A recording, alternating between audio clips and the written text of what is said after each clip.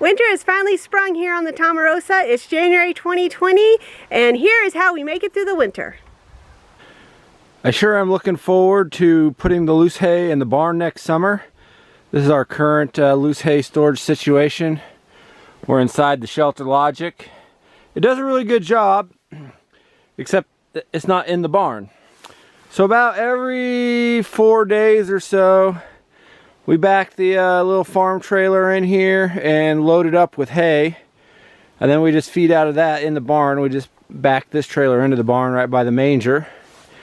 And that's what we feed out of. But yeah, good quality long stem loose grass hay. We're big fans of that. They're big fans too. They're wondering when they're going to get some.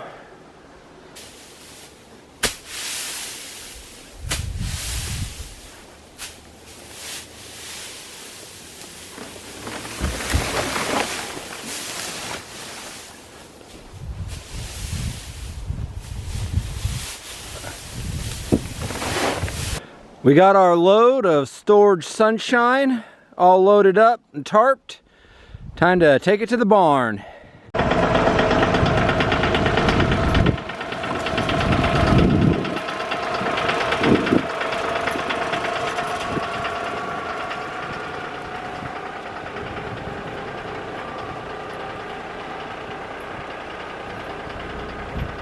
Okay, here we are. We got the hay trailer backed into the barn, conveniently located adjacent to the manger.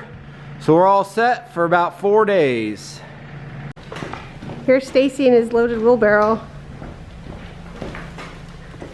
We do get loads of wood chips from that sawmill you've seen us go to before, but sometimes we have to buy some bagged that are really dry to use for bedding in if other people are helping us for chores. Yeah, these are convenient for people assisting us when we go on trips. And also to get a nice dry top coating if it's been a couple of days and they've been living in the barn. It's like the difference between making your bed and having clean sheets. But how's the bedded pack working out for you, Stacy? I think it's great, and I think the cows love it too.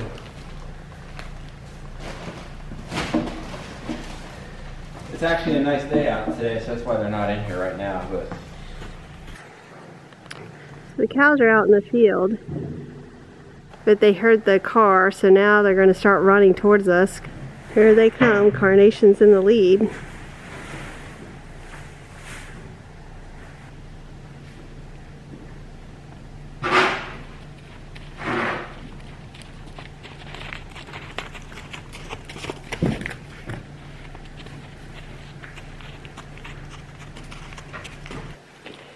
Daisy, where are you going? Can you not follow your sisters?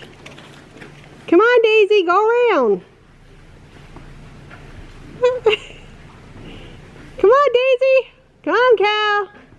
Come on, Daisy. Figure it out. Figure it out. There you go. Oh, this is where everybody else went.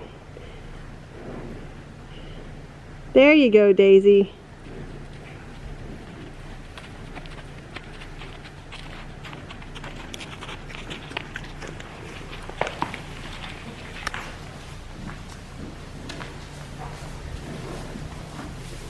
Little midday snack.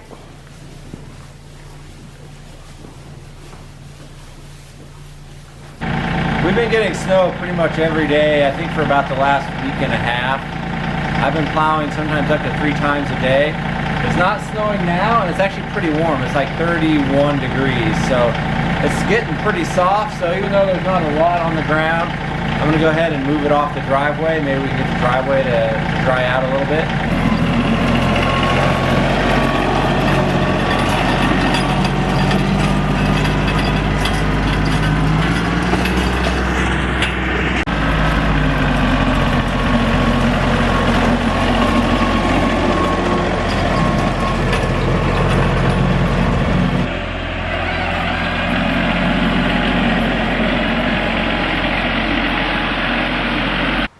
We love having a barn. It definitely makes chores easier, so come on, let's go.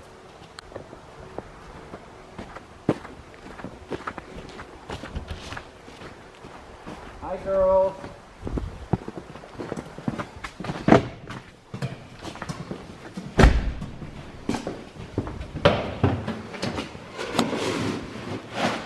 There's some alfalfa pellets.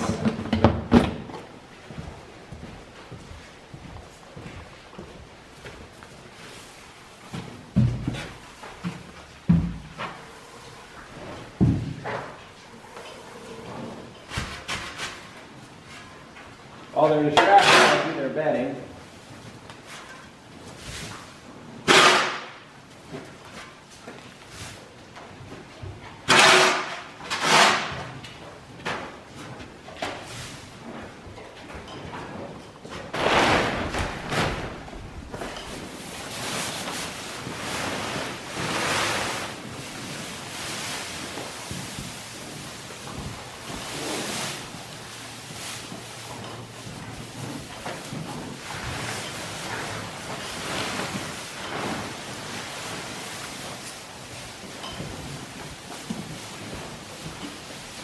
Buttercup.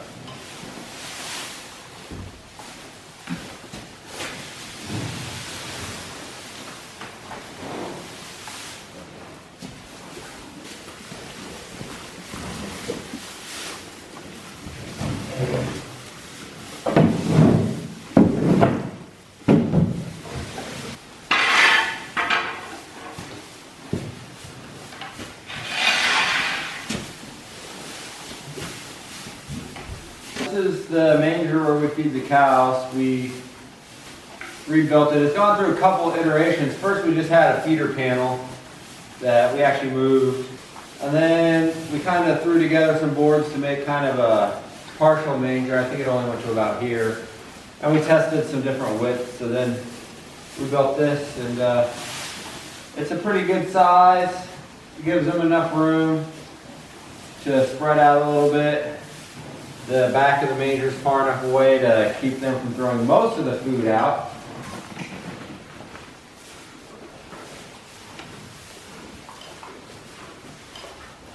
So we top up their kelp, check their salt.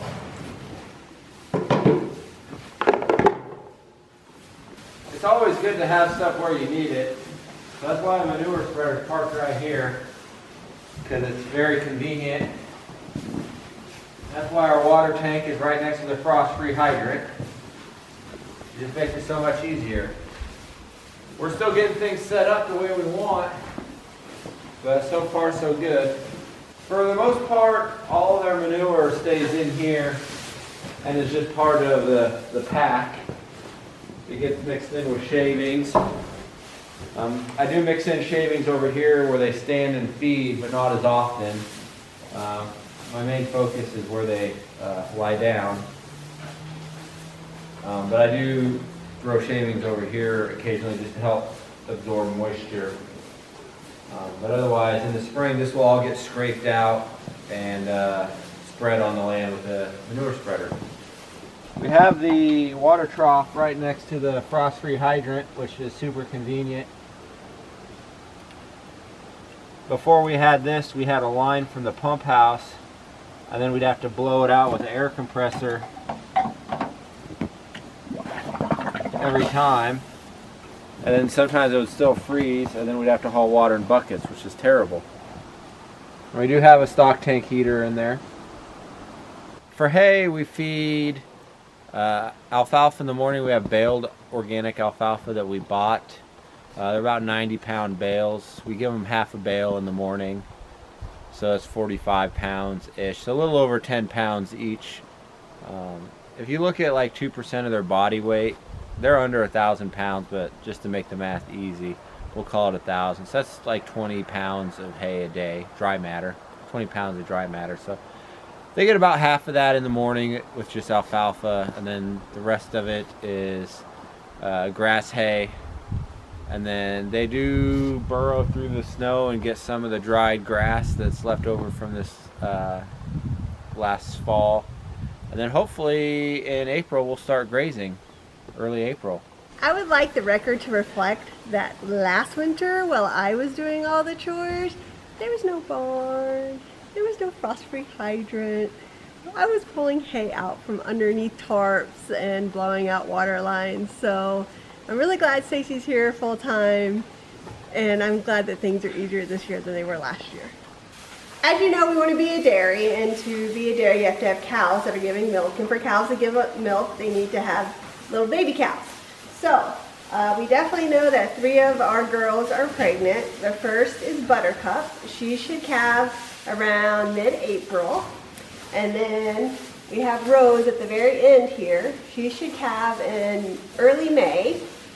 Carnation next to her should calve in July. And Daisy, we're not sure about. We need to do a blood test on her to make sure whether or not she is pregnant. If she's not pregnant, we'll have to check on some things and maybe even look at getting a bull. So that's where we are right now with our girls, and we're looking forward to them calving and starting our milking enterprise.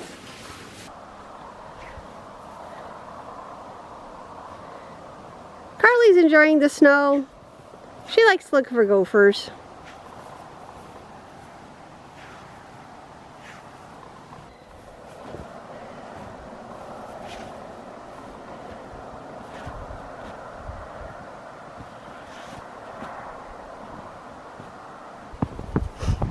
We are in the quail igloo. I still have 2 female quail that are laying eggs. It stays pretty warm in here for them. Here's quail number 1. Here's quail number 2. They like their feed and they have their little heated water. It's nice and toasty here for them.